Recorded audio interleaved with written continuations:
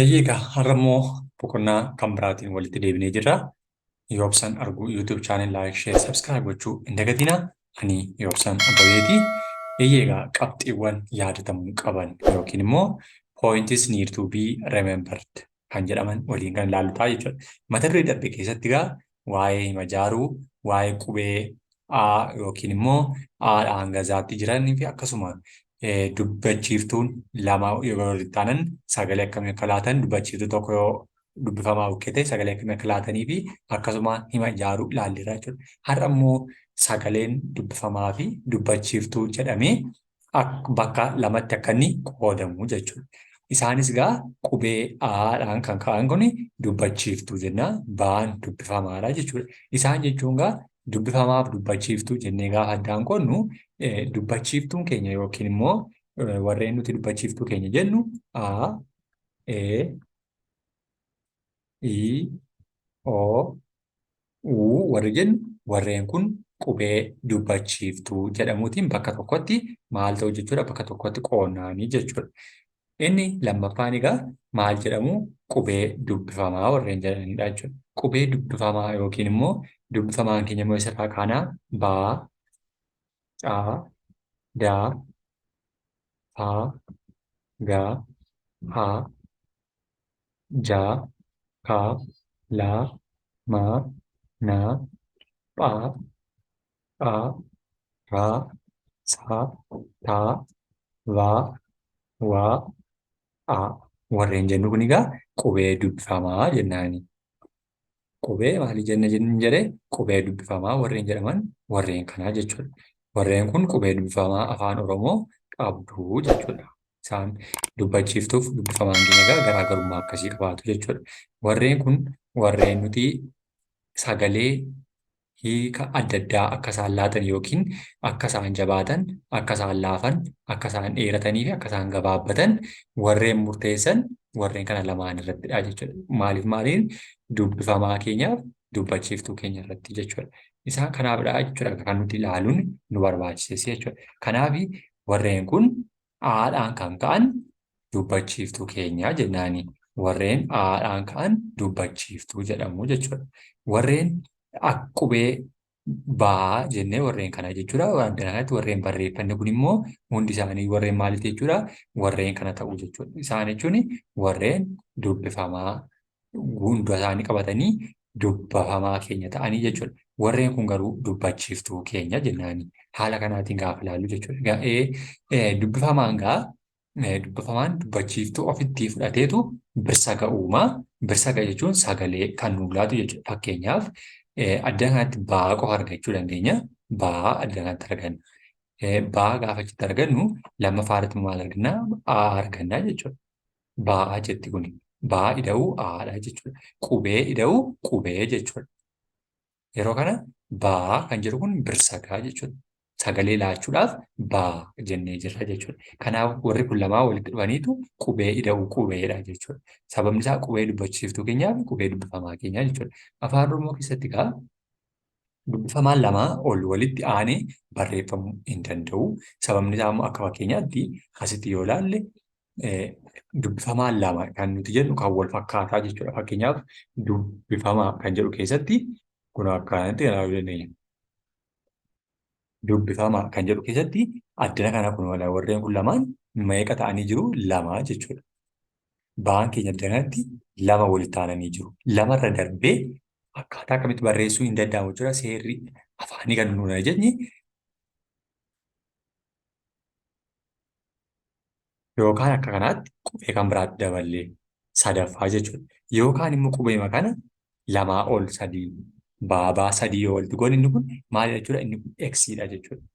Inni kun seera afaanii keessatti hin hojjetu jechuudha. Afaan Oromoo keessatti inni kun dogoggoradha jechuudha. Kanaaf warri kun maalidhaa? Warra sirrii hin taanedha jechuudha. Kanaaf haala kanaatiin maal gochuu dandeenya jechuudha? Ilaaluu dandeenya jechuudha. Kanaaf dubbifamaan lamaa ol walitti aananii galuu danda'u. Akka fakkeenyaatti addumatti walitti kan jedhu kun Liin kunillee egaa addatti qo'ee dogoggora qubeetti wal taansee jira. Haa ta'u garuu adda kanatti barreeffama kan jedhu keessatti barreeffamuu kan jedhu raan lama wal taane paan lama wal taane paan sadii ta'uu hin danda'u raan lama ta'uu hin danda'u jechuudha. Sababni isaa tokko tokko qofa lama lama taasisneetu ittiin dubbisuu dandeenya yookiin barachuu dandeenya jechuudha. Kanaaf haala kanaatiin qubee dogoggoraa yookiin immoo hubannaa keenya keessatti nu barsiisu jechuudha.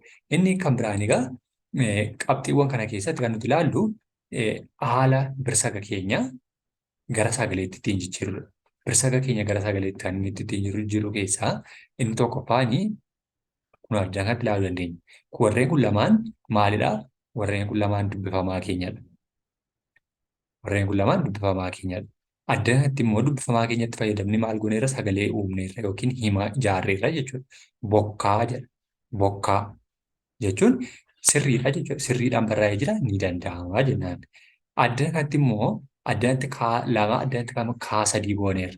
Dubbifamaa qubee dubbifamaa sadii wal taasisnee jirra jechuudha. Kanaaf haala kanaatiin yoo finne kun ola kanaatti yoo barreessine inni kun maal ta'eera? Kaan sadii ta'eera jechuudha. Kanaaf hin danda'amu dogoggora jechuudha kun. Sababni isaa qubeen keenya sadii walitti aansee maal ta'uu hin danda'u? Galuu waan hin dandeenyeef inni kun maalidhaa? Dogoggoradha jechuudha. Kanaaf addana kanatti dogoggoraa jechuudha kun. Inni kun raayitii keenyadha. Inni kun garuu dogoggoradha. Sababni isaa kaan sadii walitti aananii jiru jechuudha addana kana kun. Kaan sadii qubee afaan Oromoo keessatti walitti aansee galee jira. Qubeen dubbifamaa sadii walitti aananii jiru taanaan dogoggora barraa'ee jira jechuudha. Kanaaf inni kun sirriin jechuudha. Inni lammaffaan dubbachiiftuu lama yookiin tokko booda dubbachiiftuun tokko yookaan lama yoo dhufe hudhaadhaan maal ta'a? Addaan ba'a. Hudhaadhaan yookiin dubbachiiftuun gosa adda addaa jechuudha. Fakkeenyaaf taa'i, taa'i, taa'eera, ta'uu, ta'uu, taa'uu yoo jennes taa'uu yoo jennes ta'eera kuni ta'uu yoo jedhe walga'ii re'ee kan jedhu kuni maal ta'aniiru? Dubbachiiftuun keenya sadi taatee walitti aantee fiteetti jechuudha. Dubbachiiftuun keenya taa'i kan jedhu fakkeenyaaf kun akkanaatti barreessuu qabna. Taa'i. Ta'i kan jedhamu kun isa jalqaba irratti barraa'ee ta'i. Ta'i. Taa'i. Ta'i. Ta'i. Taa'i. Haala kanaatiin maal ta'a jechuudha? Akkanaatti barreessinaa jechuudha.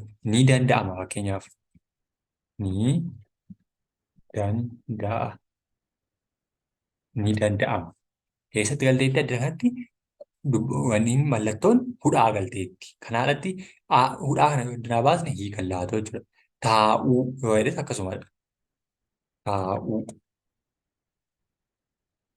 Taa'uu.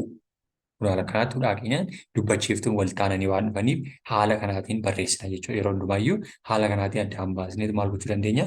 Barreessuu dandeenya jechuudha. Re'ee kan jedhullee akkasuma. Re'ee. Re'ee. Re'ee. Hudhaa keenya galchinee jennaa jechuudha. Re'ee.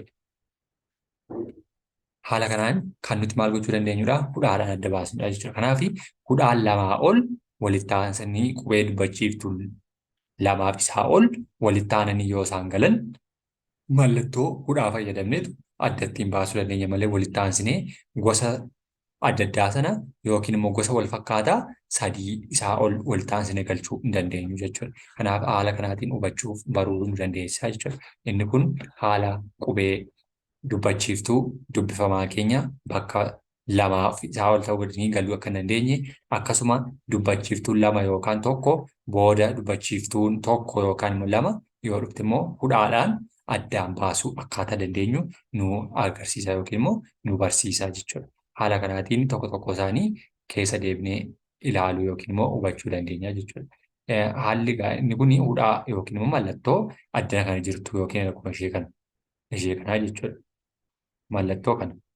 Mallattoo adda kana jirtu jechuudha.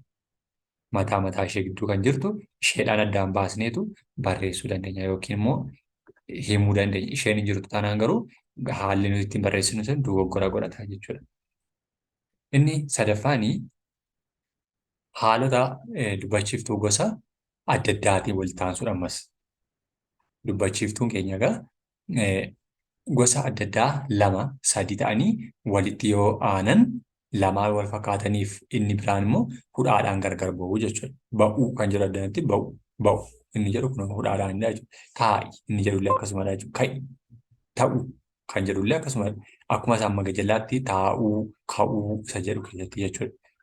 Danda'a ni danda'a isa jedhu keessatti hudhaa keenyaan jechuudha. Ni danda'a yoo jenne ni danda'a ni danda'a ni danda'a kunoo. Haala kanaatiin hudhaa keenyaan adda baasnaa jechuudha. Taa'i, taa'i, ka'i,